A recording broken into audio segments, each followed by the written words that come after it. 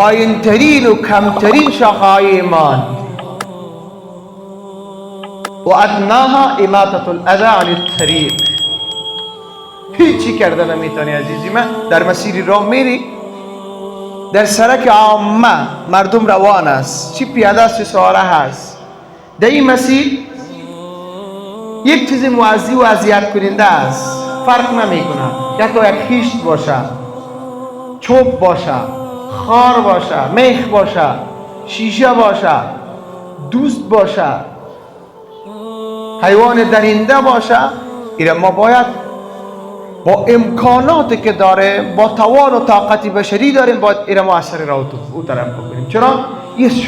و پایین ترین شاخه‌های ایمان هم عزیزای ما دور کردن اذیت از راه است، سر راه مسلمان ها. خیلی که به مسجد به جماعت میاییم، که نماز میخوانیم، که خدا ما را توفیق میده و نصف شب بلند میشیم تهجد ادا میکنیم، در حق همدیگر دعا میکنیم، که محبت